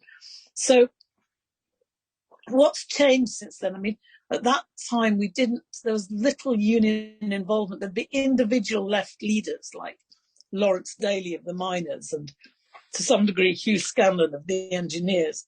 But there'd be these left intellectuals who were mainly trade unionists who'd been in the Communist Party. And the Communist Party in Britain, though completely unrepresented electorally, did have quite a base in the unions. So some of those almost individual organic intellectuals were part of this project, but there was no as it were, organic union, no union branches, no union struggles directly involved. Now that's changed, and I'll come on to that. So one of the points of change is the unions and how they've changed. The other, perhaps the final one, is going to be the way in which the British state has changed from being a united kingdom with a strong monarch, well, not strong in the sense of authoritarian, but a popular, stable kind of monarchy, and a kind of belief in the union, which is crucial to the stability and nature of the British state, to being an organisation, a state form which is constantly on the edge of a sort of disintegration. So you've got the success of the Scottish National Party, which has been sustained and which will lead to some kind of referendum and likely move towards independence. You've got the victory of Sinn Féin in Northern Ireland, which again will open up a logic towards a united Ireland.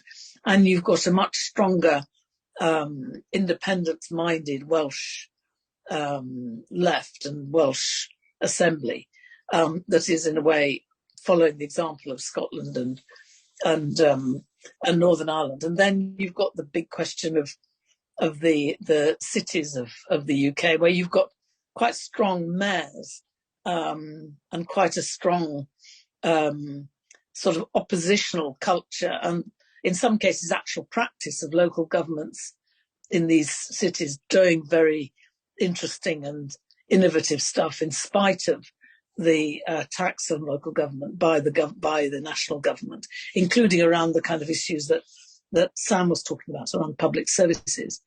And then finally, which is actually the one I'll start with, is that there is now an increasingly consolidated constituency of people, of activists, of very similar sort of values and sort of ideas, really, who are inside and outside the Labour Party. And in a way, you saw that in the relative unity of the Corbyn movement, that was people inside and outside. The World Transformed brings together young people inside and outside. To an extent, Momentum does, but Momentum made a rather short-sighted decision to make membership dependent on being in the Labour Party, which I think was a big mistake. But there is now, from a time when, the idea of being outside the Labour Party, for the left inside the Labour Party, it was really like, you were very suspect.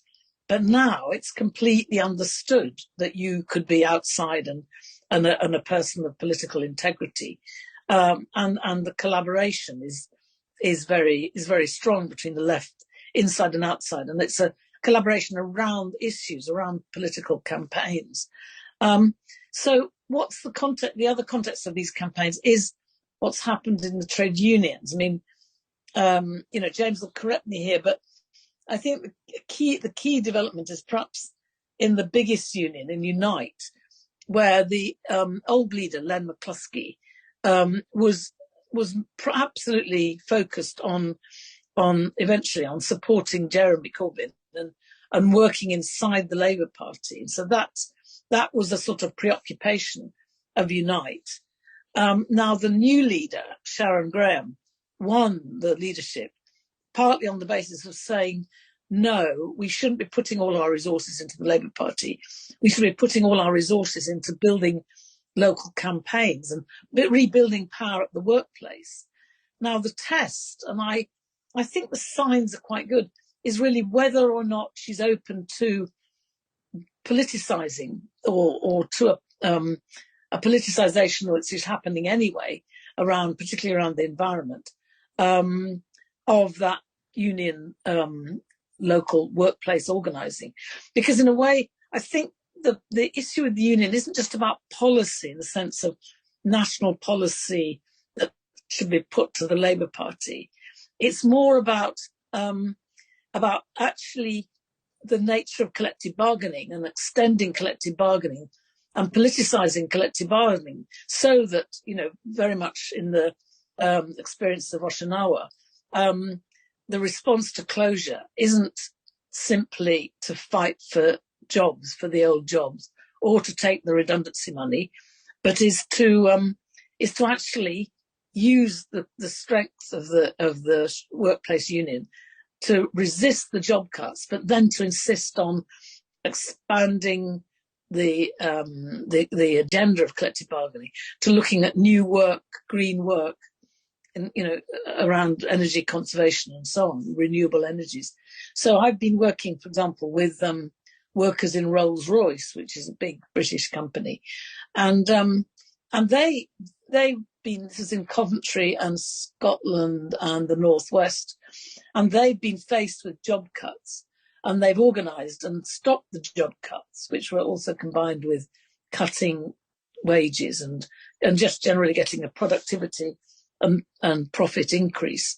And they have the power. I mean, there's still some power left in the unions, and they've been using that power to actually extend the agenda to insist on new products around around green issues and renewable energies. And to do that, they've allied with the local green sort of campaign. Now, I think my time is beginning to be up. So I think that can just be an example of the kinds of things that could happen now that you've got a union, a major union. But this is applying to, smaller unions like the Bakers Union, which is now fighting around the right to food, which is about changing the whole nature of food production in Britain. And so this is something which I think is a kind of growing tendency, and we need a left that can support that can bring the expertise of academics and so on to support workers that are now thinking about not alternative strategies simply at the level of government, but at the level of industrial bargaining. So that's the kind of dynamic that we need to see in the unions. Now, then the second question is this question of political representation of the state.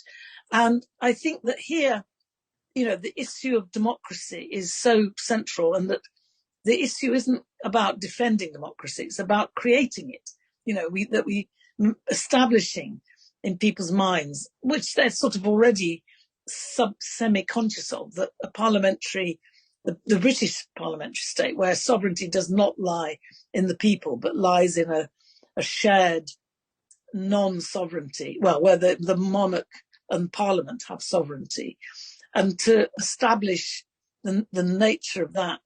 In the course of, in a way, these developments in Scotland, Ireland and Wales are kind of a response to this parliamentary monarchical power.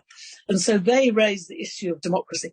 But that means a left in England that's positive about those developments and is actually trying to work with them on some kind of democratic, participatory federal structure. But I think this means a much more mosaic-like approach to political representation. So I don't think it's about everything going through the Labour Party. I mean, I was in Hackney where, to be honest, though there is a left, the left isn't no longer in control. And in some areas, it's quite right-wing. And so in my area, the left lost out in the choice of council candidates. So I, feeling quite angry about that, I voted Green in 2 cases and only voted for one Labour candidate. And then I get phoned up.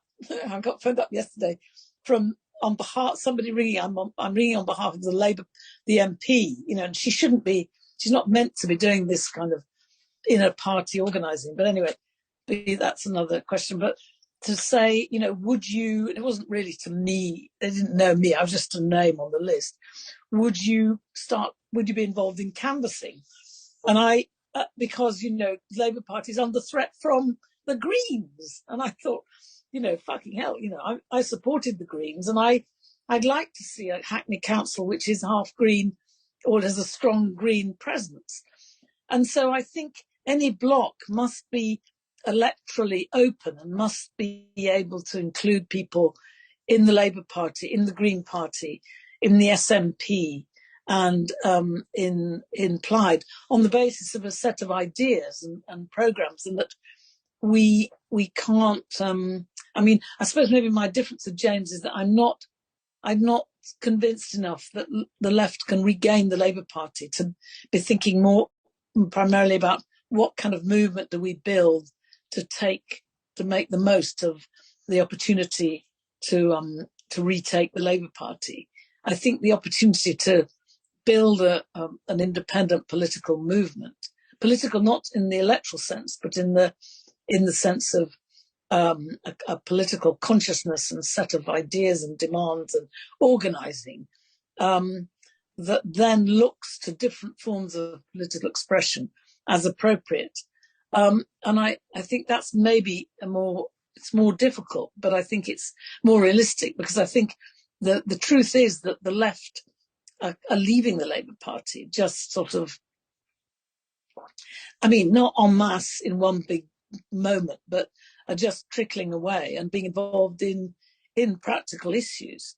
I think, another issue besides the environment, which does include everything in the way that Sam talks about, it does include housing and, local government. But it also includes the issue of militarism. I mean, I think that the re-emergence of the military-industrial complex, using the opportunity of the Ukrainian, Putin's attack on Ukraine as almost like a marketing opportunity and a way of pushing NATO towards a sort of extended mission that's more offensive.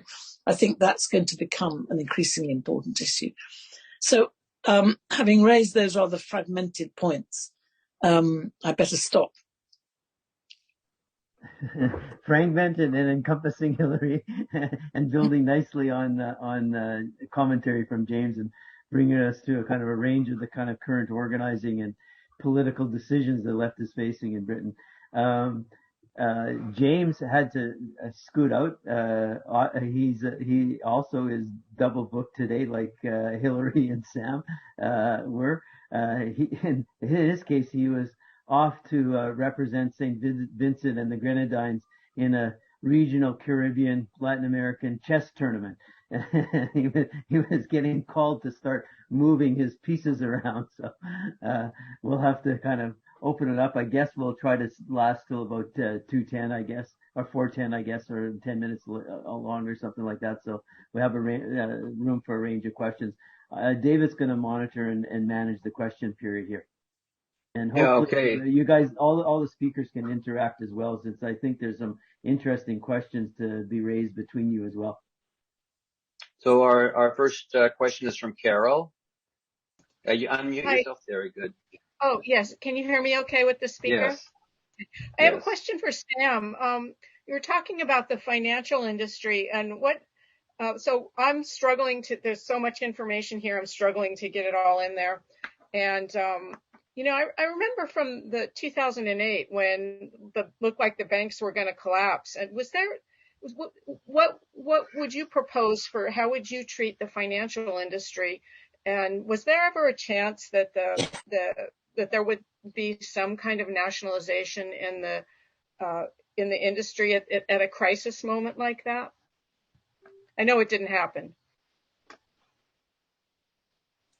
I don't, Greg, David, are you going to take a few questions, or did you want? Well, it was to you specifically. Why don't you go ahead and speak to it? Try and keep your response short. Obviously, we're running short of time. So. Yeah. No, we just didn't have either the ability. I think we still don't have the capacity to understand finance, and certainly didn't have the power to do it. To the extent that finance gets nationalized in those contexts, it's about restructuring it so it can be revived. That would be the name of the game. And to the extent that there was any kind of involvement, it was to revive finance. And it wasn't just a matter of the state doing this. A lot of people, their first reaction is screw finance. And then they begin to realize how dependent they are on finance. The economic system depends on finance. Their paychecks go through the bank. They've got their mortgages, etc. So it's also kind of sobering impact on working people. So to take over something like the banks, we're talking about, a near revolution. And it doesn't just come from a kind of a populist anger. And I think that's why the question is so critical for us to understand these things and to build the power. So it isn't just about nationalizing something so that it can strengthen capitalism as a whole and then restoring it after we've paid for everything. But there was a lot of anger about all of the money that was being loaned to the institutions, that then they were going to not go out of business, and then they were going to profit from those loans. And it seemed like there was a lot of populist anger about the amount of profit that these industries were extracting. And I don't want to, that's very important. I don't want to deny that, what has happened under capitalism. When I used to talk to workers in the 60s and 70s, you talked about, their wages were good, but what about the rest of your life? When I talk to workers today, I don't have to ask anybody if they like capitalism. People do not like capitalism. People are angry, they're frustrated, but that doesn't lead to change. The question is, we're also dependent on capital. And how do you deal with those questions? How do you build the power to take it on? And it's a fatalism. It's cynicism. So the extent to which capitalism has been delegitimated hasn't led to us actually having a strategy to change it. And that means that the crisis is really on the left as much as, more than it is on the right. Okay. Jeff Perry, you're next. Can you unmute yourself? Hi, I apologize for coming late, and I have a question for Touré and Adolph. And it's, have you ever read the works of Theodore W. Allen? I think he's very important, and I think you might find him of great interest. And I mention that, just stepping back for a second, I myself did 34 years in the labor movement, and now I write history. I've written a 2-volume biography of Hubert Harrison for Columbia. I've done the new editions of Allen's The Invention of the White Race for Verso. I'm familiar with a lot of this literature, and I placed Harrison's papers at Columbia and Allen's papers at UMass. At UMass, there's a lot of his unpublished articles, which I think you would find of interest. And on my webpage, there's a lot of his unpublished articles, which I think you would find of interest. I have a column on the right, Writings by and about Theodore W. Allen. So my question simply is, have you ever really taken a good look at Theodore W. Allen? And I say that, Touré, because when I did come in, you made a passing comment about white privilege, but a lot of people don't understand white privilege. When Allen develops the analysis, it's class struggle-based analysis in 1965. It's not what Peggy McIntosh and David wrote. It's not all that stuff that comes later. And that's why I just asked the question. Yeah, I'm finished. Go ahead. Yeah, or Touré, you want to go, or I'd let you go first, and then I'll. Okay. Well, first of all, hi, Jeff. It's good to see you, brother. It's been a while. Yeah, I read Allen a number of years ago. I confess I haven't revisited him in recent years. I certainly agree that Allen's, and in fact, I was on a panel with him not long before he became incapacitated. But I certainly agree that Allen was trying to develop an argument about white privilege in the mid-'60s within the context of class struggle, and that's entirely different from everything that everybody's talking about now. Even those people who claim they are, right? What some of my young friends in and formerly in what DSA had been referring to as the both-andist tendency, right? No, we want to have race reductionism and class reductionism, basically. Yeah, but that said, I think that what we mainly, and I wouldn't be averse to revisiting Allen. I mean, just it's nice to look at people like Harrison and stuff again. And I want to commend you on all the great work that you've done on bringing Harrison back into public consciousness, including within the left. Yeah, I don't think it could be interesting to revisit that stuff. I think that our work, and especially the work that's represented in this article, is in fact much more focused on the contemporary role that white privilege discourse plays in the emergence and consolidation of what I go back and forth between calling anti-racist neoliberalism and a neoliberal anti-racism. I think that Touré and I actually came up against and maybe even overtopped our word limit anyway. So it would have, for this article, so it would have been tough for us, to try to to make more of an historical argument. Touré, I'll pass it to you. First, we definitely did exceed the word count, as I recall it, and we ended up with a lot more space in the conclusion than we anticipated. So, thank you for that. Yeah, definitely, that's right. And no, I'm not very familiar with Allen, so I appreciate the recommendation. I'll just echo what my father said, though.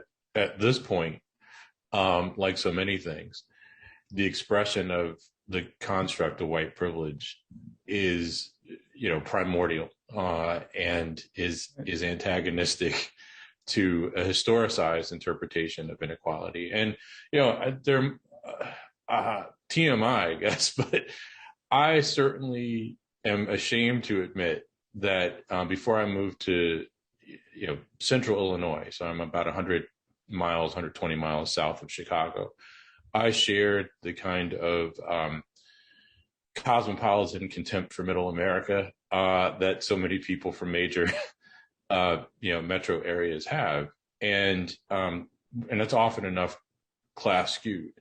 And I say this in this context because teaching where I teach, living where I live, has very much amplified for me how the discourse on white privilege, the contemporary discourse on white privilege, really it isn't just race reductionist, because that's a bit abstract, and that probably by itself doesn't mean a lot to people, but really does function to replicate a kind of bourgeois class politics that's counterproductive. It can't account for the impact of capitalism on Americans writ large. It insists on freezing the American working class in the 1950s, let's say, without it, or early 1960s, with little regard for what's happened over the course of the last 60 years to the American working and middle class. And so on some level, as my father says, I'll take the on some level out, as my father says, we were focused on the contemporary application of these constructs, which do their part, as I said in the spiel, to insist that racial inequalities exist apart from American capitalism, and as much as anything else, to assign racial inequalities to the primordial identities of whites, and by extension, blacks, depending on who you're asking.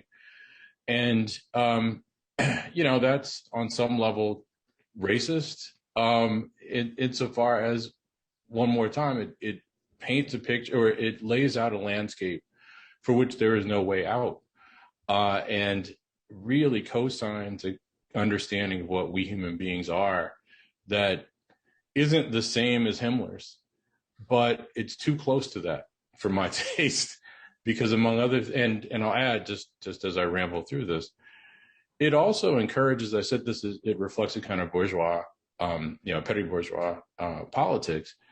It really does, I think, encourage us collectively to think that, to associate, to conflate race with class, to ignore the fact that Black America is much more class heterogeneous today than it was 60 or 70 years ago. And simultaneously, as I've already alluded to ignore, as well, that the white working class ain't what it used to be. But practically, I think the construct encourages us collectively in the United States to insist that the white people who are losing, ground, I probably shouldn't have put it that way, are getting what's coming to them. And in some instances, right, some of the democratic, capital D democratic neoliberals are explicit about this, that insisting that the white middle class or working class of yesteryear was a privileged group that's finally getting its comeuppance. Fareed Zakaria, who I like to pick on, because I hate myself in just the right way to watch him on Sunday mornings when I'm working out. So I'm really somewhat familiar with his spiel. Had an op-ed in the Washington Post in late December 2015. And if you watch his show, he begins each segment with a monologue where he just reads the op-ed. So in January of 2016, just a few days after the op-ed was published, he began his show suggesting, or actually, again, describing whites as a privileged working class, the white working class as a privileged group whose time has come and gone. He took off referring to the growing rates of suicide among whites, and basically attributed it to their inappropriate expectations from life, and then suggested that working class whites should take a page from the book of Blacks and Hispanics, who have lower expectations, and thus are less likely to suffer from disappointment that might lead one to become an opioid addict, let's say, or to blow one's brains out. And of course, in an unintentionally ironic twist, likewise commended blacks for embracing religion as the opiate of the masses, and once again suggested that working class whites should go that route. But what was interesting about it and why I go there is beyond all that cruel stuff, you get, vis-a-vis whites, you also get a kind of cruelty toward blacks and Hispanics too, right? I mean, because he was saying that blacks have appropriately low standards, which equips them to suffer with the stiff, the slings and arrows of outrageous fortune with a spring in their step, right? And likewise, Zakaria in the spiel suggested that Trump would not save these people. And it was so arrogant, and we see what happened. But anyway, so thank you for the recommendation, but at least on the contemporary application of it, the framework just seems profoundly problematic and isn't terribly useful, even if in a bygone era, it may have had some value. Thanks. Greg? What you think after looking at it? He's good. It's hard not to appreciate a lot of Touré's words about Zakaria, a well-known plagiarist who's kind of the leading commentators on American foreign policy. It's quite appropriate to really tear into him a bit. I have a bit of a selfish question that came up in teaching this year, and I'm going to direct it to Adolph and Touré, but a bit more from Adolph since he's the sin here. In reading his essays in the 1990s, when I was beginning to teaching his essays that became kind of class matters, I went and tracked down the Freedom Budget and started teaching it regularly in my classes as an example of what what Touré and you both wrote about as an example of that. But I've been, when I got teaching this year, I was stuck answering a question. This was in a fourth-year seminar on public finances. I was teaching in kind of as alternative examples that you could kind of build a program that was kind of egalitarian, tendentially anti-capitalist, and addressing kind of real needs. And I was stuck when asked how to compare the Freedom Budget with the Build Back Better program of Biden and the particular forms of failure it has against that test. Obviously, it's easy to kind of pick up an argument about what its failures were as things rolled along, but as initially proposed, and what you're thinking is from the analysis that you and Touré play, what would kind of be your pointed criticisms of the Biden project at that level in terms of the framework that we have that forms in the Freedom Budget, and whether then those failures that you're identifying are all also part of the way that you see right-wing populism as the base partly for right-wing populism forming in the U.S. out of those failures. If I might just quickly add a second question to Hilary, I was just wanting if Hilary could pick up a little bit more on the discussion between you and James and your general thoughts about the contingency of working in the Labour Party, which Leo and I were constantly arguing about, and we had different views of in terms of in Canada, but also other places, and how much that was contingent on the types of parliamentary representation systems we have in the parliamentary democracies of the British type, so Canada, Australia, and Britain. And once you leave that, whether it's even quite the same debate at all, and at this moment, after the third way and Blairism, and then again after the defeat of Corbyn, and we could throw in Sanders, whether that is at all a kind of a logical starting point, which, the tension between you and James to some extent is, James, that's the logical starting point because there's nothing else out there. And you coming more from the social movements are more skeptical on the contingency, but of this being such a distinctly different starting point at this moment. So which one of us should go first, Hilary, you or me?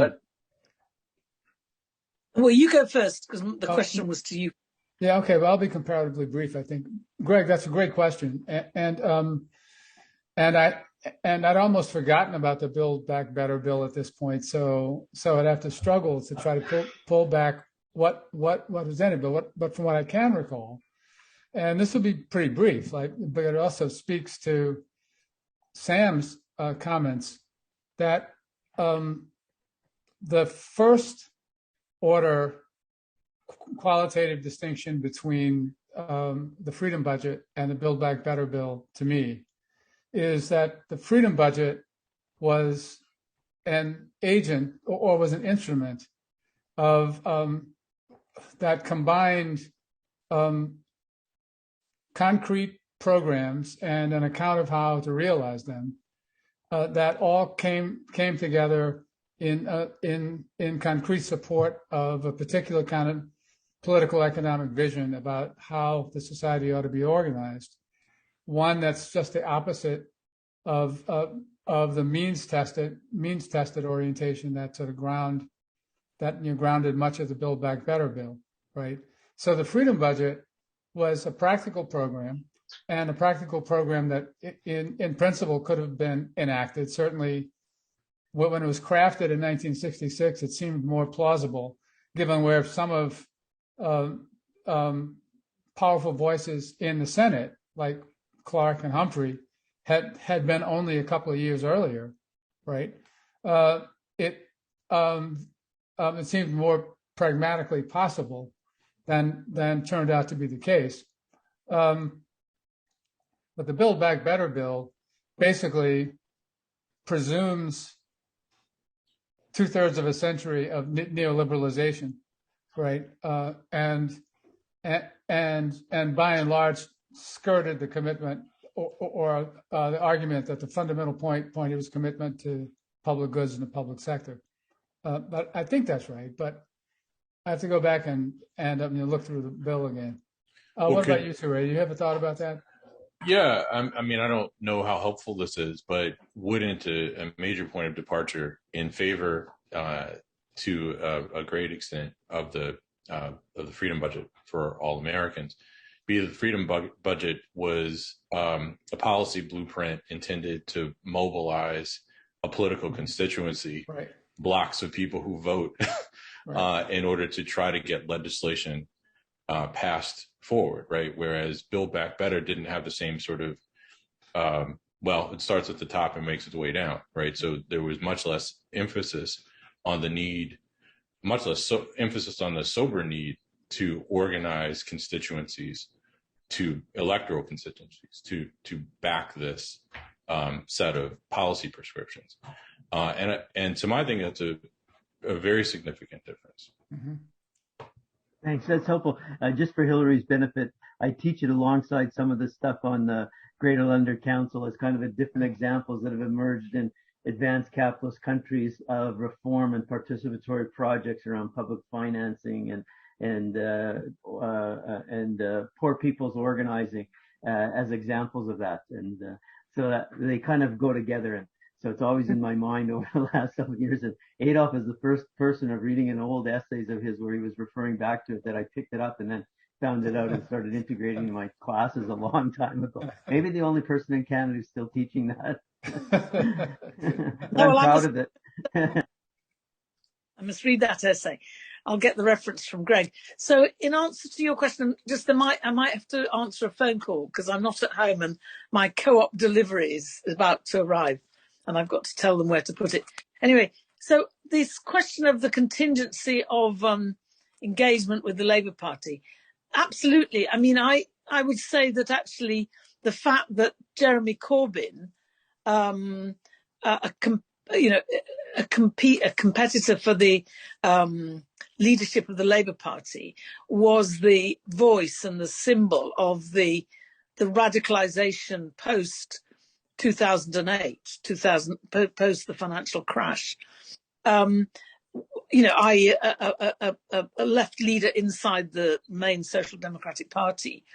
That was completely contingent on the nature of the political system and electoral system in the UK. So that, for example, in Spain, it was Podemos, outside the Socialist Party, in other countries too, it was outside of the Social Democratic Party because there was an electoral system which allowed for that. And I think that, sometimes people have felt that because of this sort of monopoly, if you like, that the Labour Party has of political representation, we must make constitutional reform and electoral reform a major issue. But I would say now that actually it's become a major issue, that the issue of our first past the post electoral system, it is a very undemocratic system, and it's a system which reproduces the monarchical parliamentary nature of our non-democracy. I mean, the point about it is that, MPs are not accountable to the people. They're accountable to the monarch. They make their vow to the monarch. And in a sense, that's a symbol for the state. So actually, the fact that there's not a democratic electoral system that represents the views of the people in all their plurality is in a way a kind of corollary of that dominance of Parliament over it's the sovereignty of Parliament and the Crown or the state in Parliament rather than the people. And I think in a way since you could say even since '68, but more recently after the financial crash and austerity and so on, and so many decades of Tory rule, and in a way Tory rule under Tony Blair as well, there has been a kind of a steady groundswell of demand for popular sovereignty. I mean, that's what the rise of the Scottish independence movement is not about nationalism. There's not a great sort of Scottish nationalism. It's a demand for democracy. And I think the same in many of the cities. I mean, in a way, the movement around Corbyn, particularly as it expressed itself in the cities, was a demand for popular sovereignty. And so that's now beginning to express itself in a way that will begin to upset the political system, the institutions of the British state, including the electoral system. And that's one reason why. That's one reason I was trying to say that the Labour Party no longer has a secure monopoly. And I think in the coming decades, given the crushing of the left inside the Labour Party, but on the other hand, the growth of social movements, not so much at a mass level, but at a local level, a kind of politicization of particularly the environment movement in the face of the emergency, the climate emergency.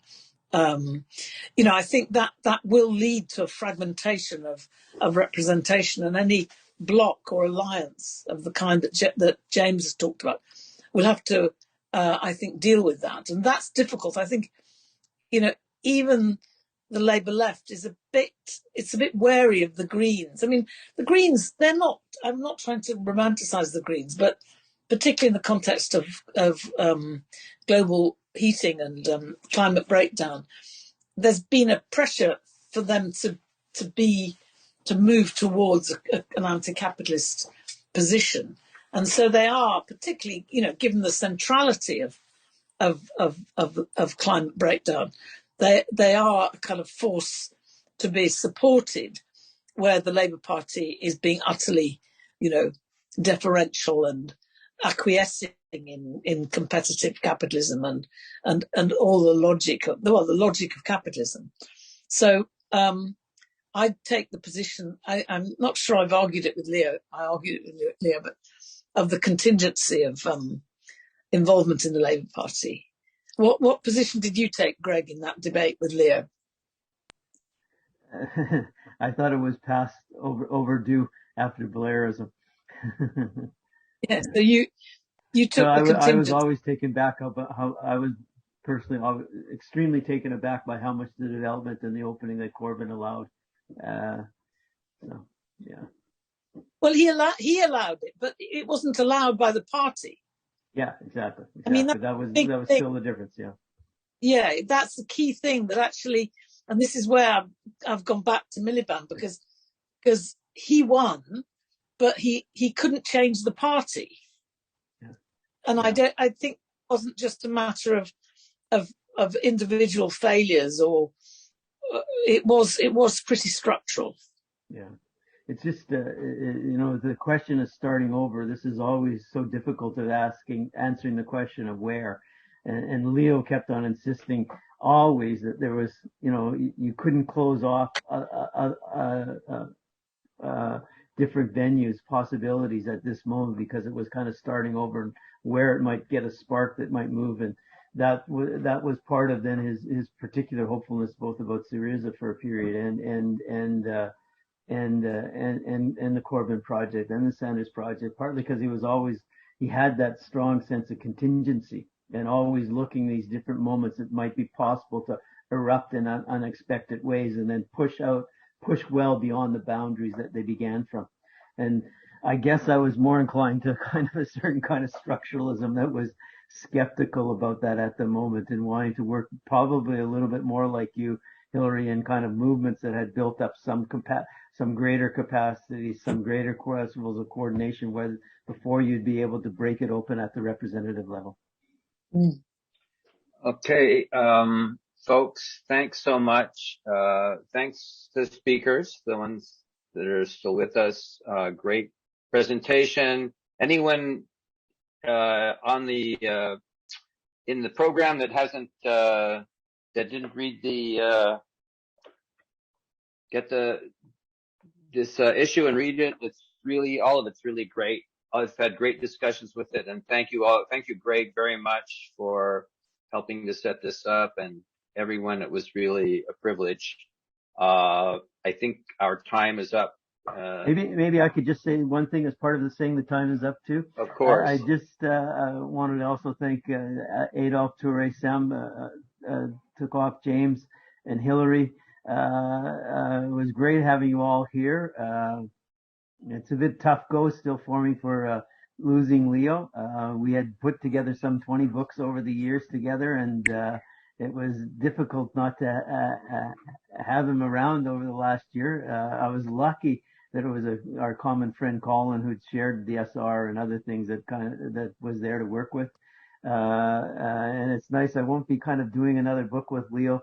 And it's nice to have one of these final conclusion sessions with his friends and colleagues as we close out this sessions with the Marxist Educational Project. It really meant a lot to me as well. And I know Leo would have been particularly pleased of seeing Adolph and Touré write an essay together.